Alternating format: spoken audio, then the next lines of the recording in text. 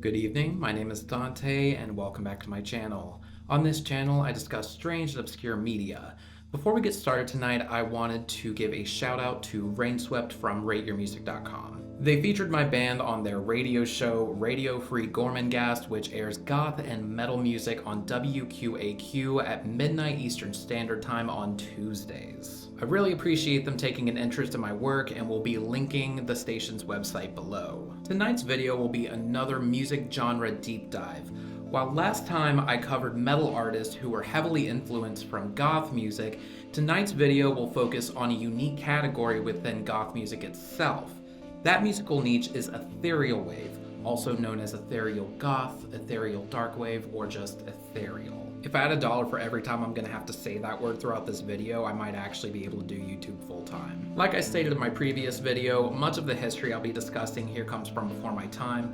I have no interest in trying to be a revisionist or debate on what music genre was called what 30 years ago. Everything I'm discussing comes from years of listening to the genre as well as consistent in-depth research on the internet. Anyhow, let's dive in.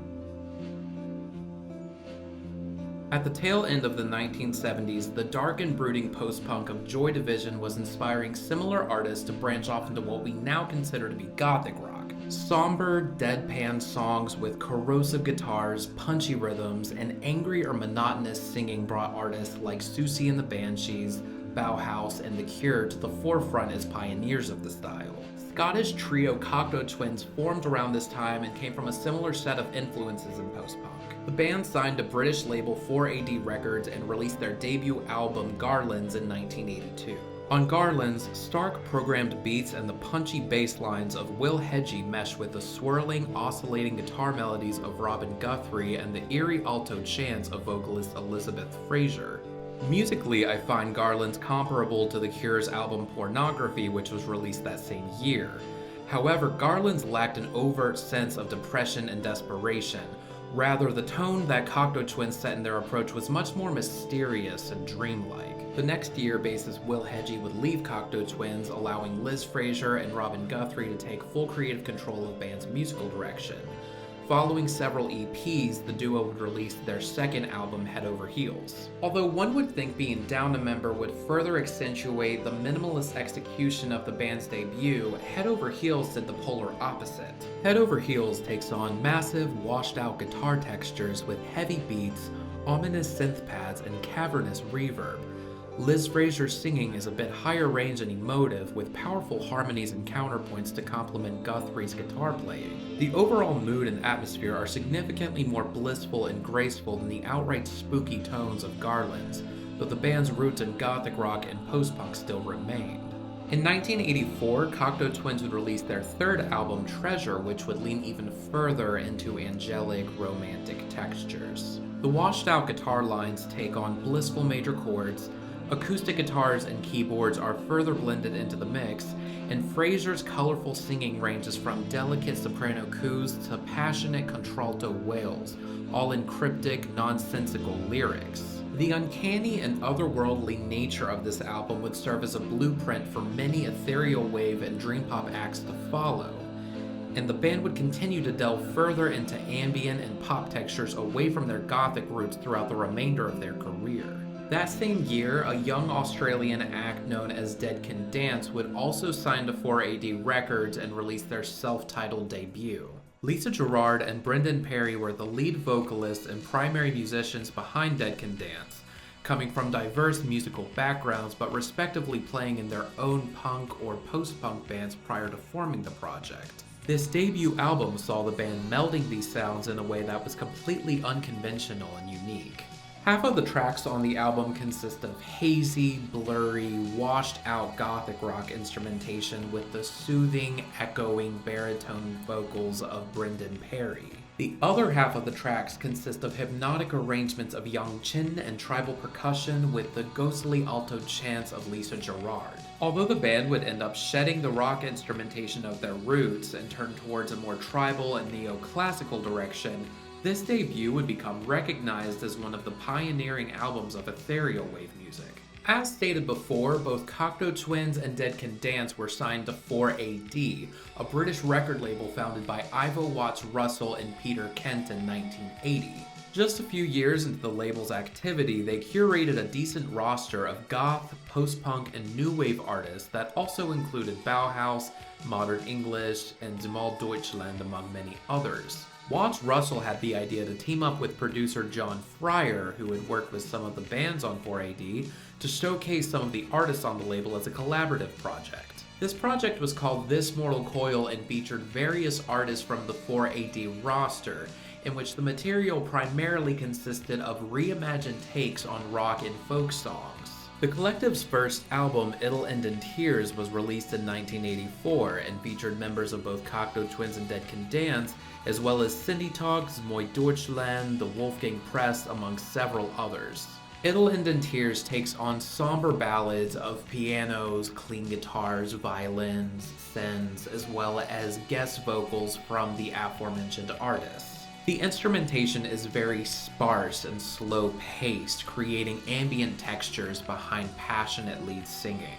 The most notable example of this would be the rendition of Tim Buckley's track Song to the Siren, which was performed by Liz Fraser and Robin Guthrie of Cocko Twins. Their rendition of the song features lush, echoing guitar chords from Guthrie with Fraser's emotive vocals front and center. The album art by photographer Nigel Grierson portrayed hazy, melancholic portraits of beautiful women, perfectly complementing the dreamy, intimate music within. This combination of enchanted imagery with haunting goth-inspired music would be where the descriptor ethereal goth began to materialize into its own distinct category. Today, 4AD Records is widely recognized as being originators of the ethereal wave movement as a whole between Cocko Twins, Dead Can Dance, and This Mortal Coil. However, they wouldn't be the only label closely associated with the genre. We're going to shift gears now and head over to the United States, specifically Orange County, California in 1986.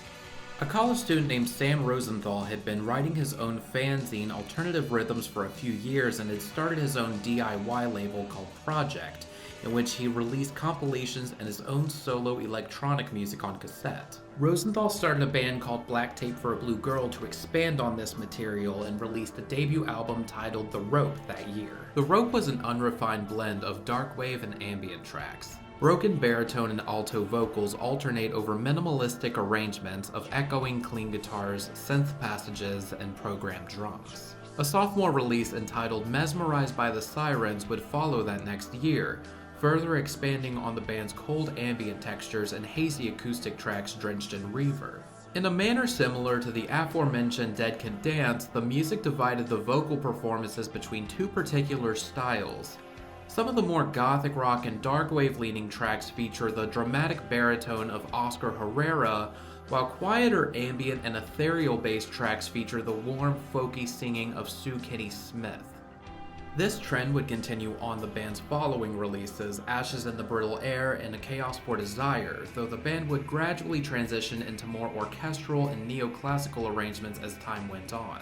Black Tape for a Blue Girl are still active as of 2024, and their discography as a whole could be seen as an expansion on the musical approach established by This Mortal Coil. In 1990, another notable act was signed to Project Records. Lycia are a mysterious act from Tempe, Arizona. They began as a two-man project in 1988 and released their first demo, Wake, on cassette through Orphanage Records. Not long after, the project became a one-man operation run solely by primary songwriter and instrumentalist Mike Van Portfleet. Mike would work with Sam Rosenthal in mixing and releasing Lycia's debut album, Ionia, which came out on Project Records in 1991. Ionia is a creepy and nocturnal-sounding goth album featuring the subdued, whispery singing of Mike Van Portfleet over thunderous arrangements of distorted guitars, brooding synths, and repetitive industrial-strength programmed drums. A second album, A Day in the Stark Corner, would follow in 1993, which showed Mike dabbling a bit more into darker ambient textures and more abstract songwriting. Third album, The Burning Circle and then Dust, would prove to be an ambitious affair for Lycia.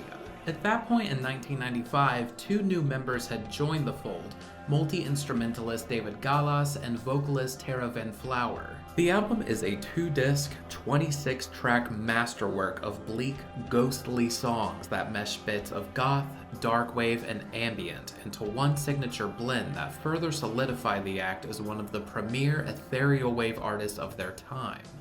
The two following releases, respectively titled Cold and Estrella, would delve even further into this spectral and surreal approach, as the chilly scents and lullaby-style singing of Terra would continue to be incorporated more into the band's signature sound. Lycia have maintained a prolific discography over the years, though they have opted to keep a low profile and haven't gone on tour since the late 90s. Their work has inspired many artists within goth, darkwave, ethereal, and even metal, with Peter Steele from Typo Negative citing Lycia as a major influence on their October Rust album. While the albums I have listed would perhaps be the most influential, any of their works are worthy of recommendation for anyone who is delving into the realm of ethereal wave. Another noteworthy act on the project roster was Love Spirals Downwards. This was a duo from Los Angeles formed by multi-instrumentalist Ryan Lum and vocalist Suzanne Perry. Their music was built on a foundation of lush, swirling guitar lines, tribal-sounding percussion, and Perry's angelic singing. The act would release 4 albums on Project throughout the 90s, with their debut Ideals standing out as one of the defining albums of ethereal wave music. Though the duo's distribution in the US was handled by Project Records, Love Spirals Downwards also worked with a German label known as Hyperion Records. Hyperion Records signed a handful of darkwave acts throughout the 90s, as well as started their own series of compilations titled Heavenly Voices. These compilations featured various ethereal artists, such as Love Spirals Downwards, and showcased them for their atmospheric songs and beautiful vocal styles. This series would play an important role in further establishing the ethereal wave genre as its own unique offshoot to gothic rock and darkwave. While these aforementioned acts from the project roster took on a softer, more ambient-based style, other acts from the 90s took ethereal wave in a harder and more aggressive direction. Trance of the Sun were a band from California that also had ties to Project Records and the aforementioned Lycia. Their approach to ethereal wave leaned more into its roots in gothic rock, with noisy distorted guitars, heavy beats, eerie synths, and echoing alto chants that sound deranged and sinister. Faith and the Muse were a duo from Virginia formed by Monica Richards and her then-husband William Faith. Their style mixed ethereal wave and gothic rock with varying shades of neoclassical, folk, and tribal influences. Miranda Sex Garden were a British act who began as an a cappella singing trio that performed magical pieces. However, 2 of the 3 singers would leave the band, leaving singer Catherine Blake to become the lead frontwoman and songwriter. A full band would come on board, and Miranda Sex Garden's sound would transition into a chaotic mix of gothic rock, ethereal wave, and neoclassical songs driven by Blake's beautiful soprano range.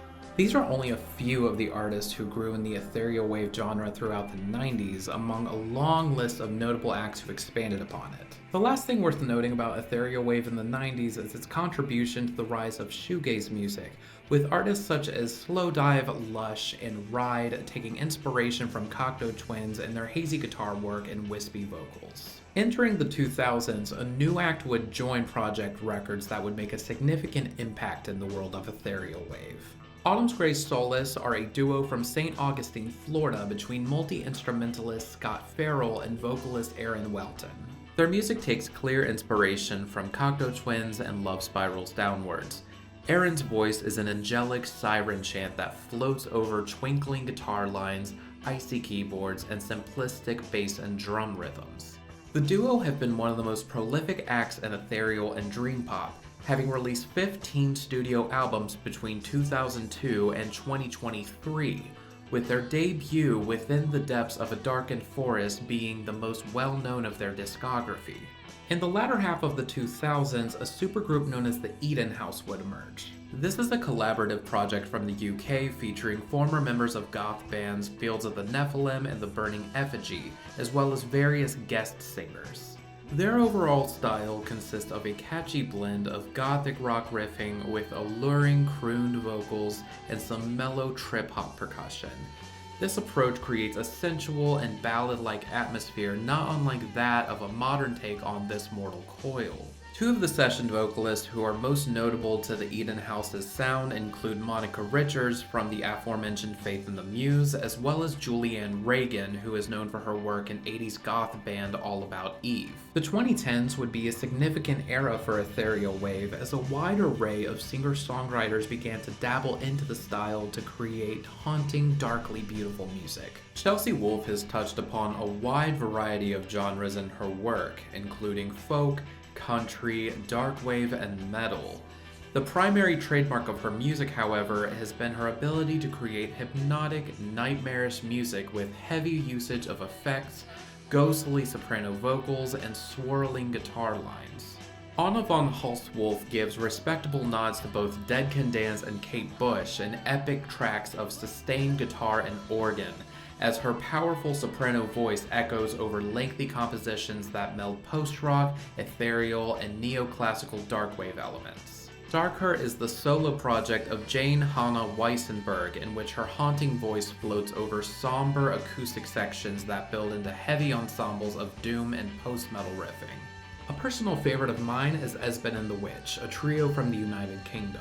The act blend goth and ethereal wave elements with post-rock, as spacious riffs and tribal drumming combine with the emotional lead singing of bassist Rachel Davies. Their second album, Wash the Sins Not Only the Face, bore a strong resemblance to the early works of Cocko Twins and Love Spirals Downwards, with dense layers of twinkling guitars, synths, and floating soprano vocal harmonies that sound spooky and hypnotic. Likewise, more artists emulating the sound and aesthetics of 80s goth and ethereal music have started to rise to fame in recent years. Drab Majesty are perhaps one of the most notable acts in goth music today. The duo play a blend of gothic rock, darkwave, and ethereal with a mix of dreamy guitar, light synth lines, and gentle baritone vocals. Them Are Us Too were an ethereal wave duo between guitarist Cash Askew and vocalist keyboardist Kennedy Ashland. Their overall style lied closely to a cross between Cocko Twins and This Mortal Coil, mixing the bright soprano vocals and hazy guitars of the former with some of the dark synth work of the latter. Unfortunately, the duo would split in 2018 due to the death of Cash Askew. Kennedy Ashland would continue as a solo act under the name SRSQ or Searskew, which further expands on the act's synth-heavy approach to ethereal wave and dream pop. As of 2024, one of the newest rising acts in ethereal wave are Temple of Angels, a 5-piece band from Austin, Texas. Their earliest demos took on a very straightforward blend of gothic rock and ethereal wave, driven by emotional alto vocals and hazy guitar melodies. However, their debut album Endless Pursuit saw them expanding on their influences a bit and incorporating more intricate songwriting, giving more nods to the warmer tones of 90s dream pop. Now that we've covered some of the most relevant artists within the genre, let's review the overall basics of ethereal wave music. Ethereal wave is a subgenre of gothic rock and dark wave characterized by lush guitars, beautiful chant-like vocals, and heavy usage of reverb and effects to create a dreamlike atmosphere. To summarize a bit, I like to break the overall trajectory of the genre into 4 main camps. First, you have the artists on 4AD Records who originated the style in the 80s. Then you have the artists on Project Records and the Heavenly Voices compilations who further solidified the style throughout the 90s. Next, you have the bands and singer-songwriters who incorporated ethereal wave into various forms of folk, rock, and pop music throughout the 2010s. And most recently, we are seeing an uptick of artists who are reviving the classic 80s sound. The following are the top 10 albums I consider to be pinnacle of the style. Number 10, Within the Depths of a Darkened Forest by Autumn's Grey Solace. Number 9, Fairy Tales of Slavery by Miranda Sexgarden. Number 8, Illyria by Faith in the Muse. Number 7, Atrocious Virgin by Trance to the Sun. Number 6, Cold by Lycia. Number 5, A Chaos of Desire by Black Tape for a Blue Girl. Number 4, Ideals by Love Spirals Downwards. Number 3, It'll End in Tears by This Mortal Coil.